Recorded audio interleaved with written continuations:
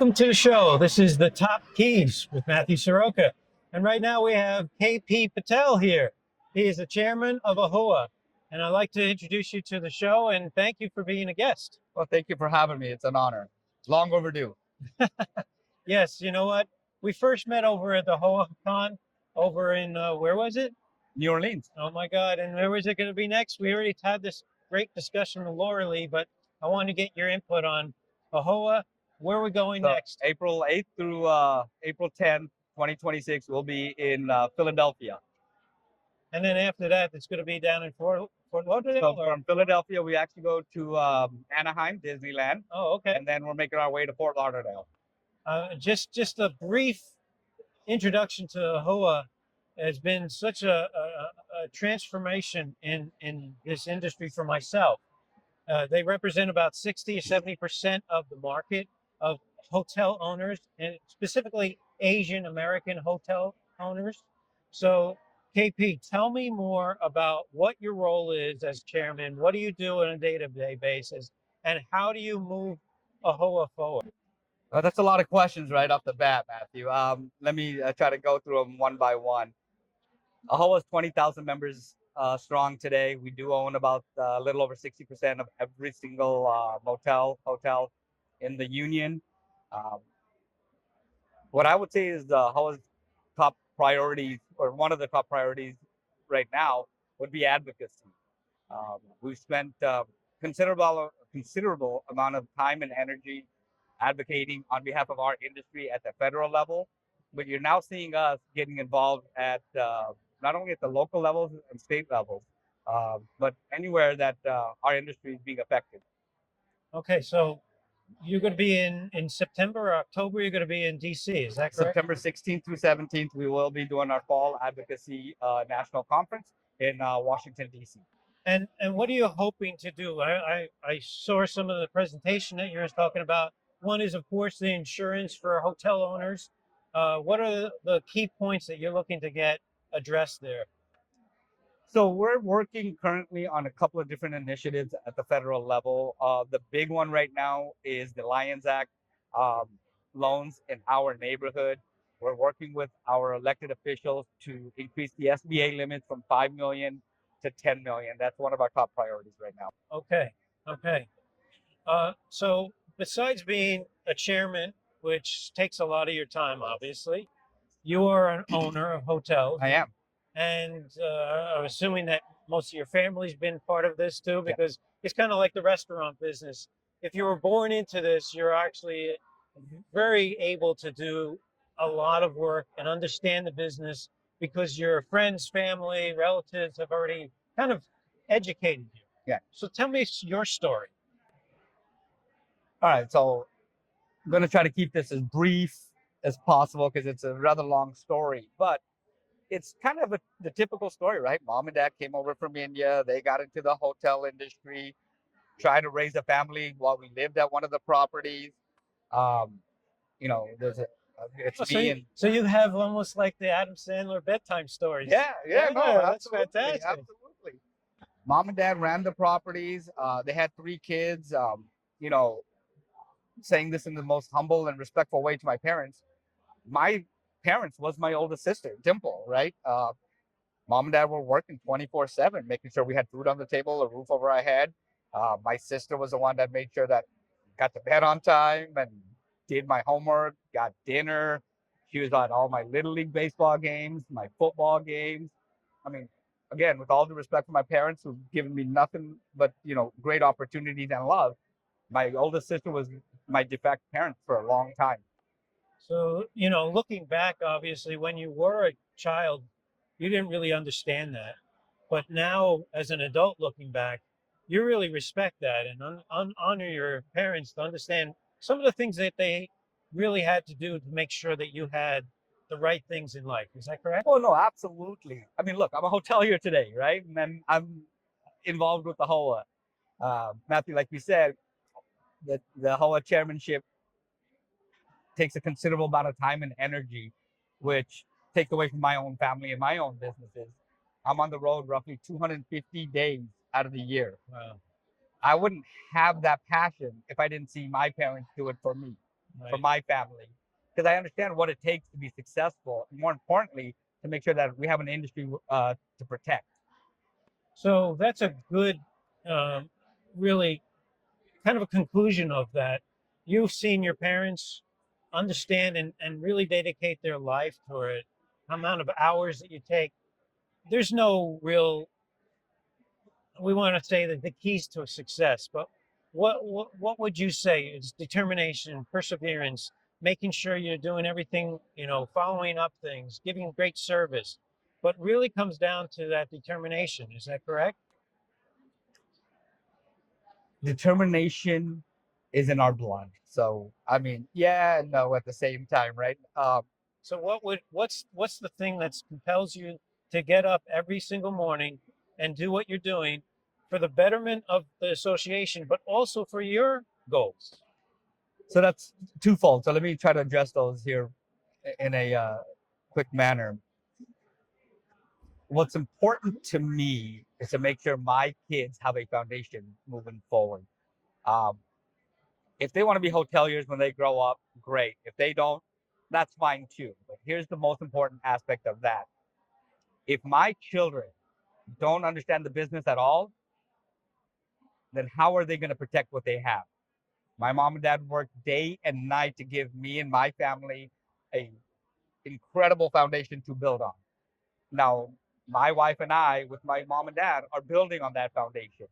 It is my responsibility to make sure my children, regardless if they become hoteliers or not as a profession, that's in their blood, that's in their DNA. My responsibility, and AAHOA has taken active roles in this as well. You don't want to be a hotelier? Fine. Find the passion that you want to do. But at the end of the day, at least understand how the hospitality industry works because you do have all these assets. You don't want to just lose them. And would you say you like real estate industry? Oh, absolutely. I mean, look, I'll tell you this quickly. Growing up, my parents were always at the property, never got to see them. Literally, they would come to the house, go to sleep, wake up, and off they go, right? When I went to college, I told my mom, I told my dad, I said, I will do anything, but I'm never going to become a hotelier. Oh So I wow, actually went to law school. I wow. did. I said, I'm going to go to law school. I'm going to get a 9 to 5. I am not going to live the same life my parents did. Not that I didn't respect what they did for us, but they did it so I can get that education. They Right. did it so I don't have to live that same life, right? I was in my finals, first year of law school. Books this high, studying at 3 o'clock in the morning, getting ready for my final of the my first year. And I'm sitting there and it like light bulb went off in my head. If I'm an extremely successful lawyer, I'm gonna make what? Four, three, four, $500,000 a year. And then, I mean, I'm talking top 1, 2, 3% Right. in the field. Right. But I'm still gonna work for somebody and I'm not gonna gain assets. Finished my final. I went back to my mom and dad and I sat them down and I said, look, I see what you guys have been telling me all this time that there's nothing wrong with the industry. There's nothing wrong with the business. I said, just let me do it my way. I want to be able to go home. I want to be able to see my family. I don't want the industry to define me. I want to define the industry. And Wow. that's when it finally clicked to me saying, yes, I'm a hotelier. Just need to find my own path.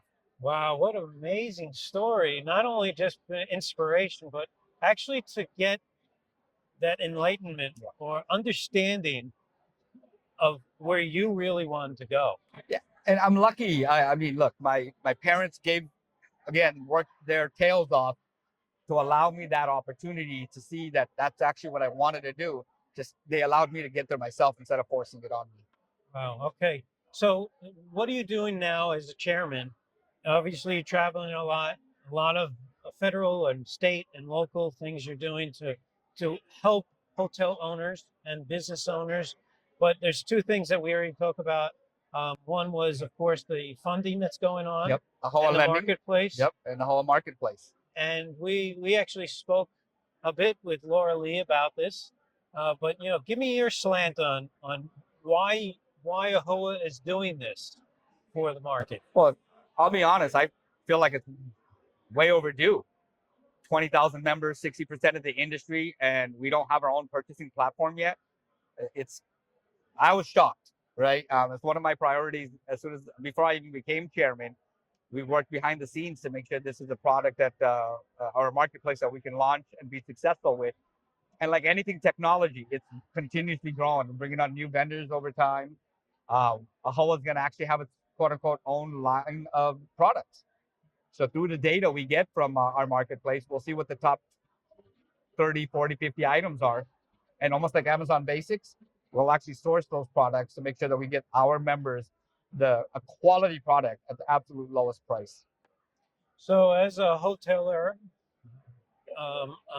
a person who owns a lot of hotels, and also really, I never said a lot. He did. Okay. I've got my fair share. More Very than comfortable. one is good enough. Yes, How about that? yes. More than one is good enough. You still have many guests that come to your hotel. You've experienced a lot of different things that in travel. Mhm. Give us a good story that's happened. A family that's come in, a business owner that's come in to one of your hotels. What made it unique? What made them special? So I'll talk about one of the properties we have located in Santa Cruz, California. It's right by the beach. It's the typical story you see on maybe in a TV show or in a movie. A van full of kids with their parents. Are we there yet? Are we there yet? Kind of getting into Santa Cruz, going over Highway 17. Literally they only live 2 hours away. With traffic and issues, it took them over 5 hours to get there. We just made them feel welcome, right? There's nothing that I would say we went above and beyond or it was an extraordinary, but made sure when they got there, we had a family called and said, hey, we're coming in. I got yelling kids. You can hear them in the background. So we made sure we didn't even make them check in. We had, as soon as we saw the van pull up, because you can kind of understand who they were, we had their room keys ready to go, let the family get settled in, situated, had bottles of water ready for them to go, had beach towels ready for them to go. So the family can say, hey, look, kids go play. They had some adults with them. And then let them come in and get checked in. And like, look, we just needed something to go easy on us today, something to be easy and simple. And you made that happen. So we appreciate that. It's just, I know we have procedures and policies we have to follow. And I'm not telling you not to follow them. But sometimes we have to understand what industry we're in, and that's literally the hospitality industry. So sometimes we've got to, I don't want to say break the rules, but massage the rules a little bit to make sure that our guests feel like they're getting the best service possible. On our final words, I want to ask you, what do you see as the landscape going forward?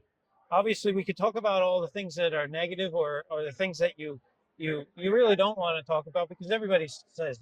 Yeah. But on the future of hospitality and hotels, what do you see that's positive?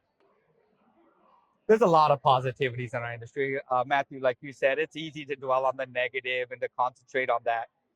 The positive is that we have a beautiful industry to be a part of, right? There's a reason AAHOA members own over 60% of every single hotel in this country. There's a reason that we're in partnership with such an incredible organization like NABHOOD. We learn from each other. We support one another. Here's my takeaway before we have to end our segment here.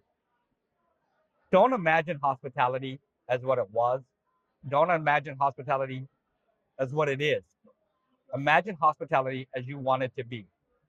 And I say that in multiple facets, but I'll make it simple.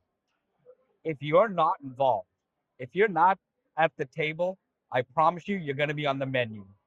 So when AAHOA members, NABHOOD members, industry, when we come to you asking for your support on something, open your doors and let us in, please.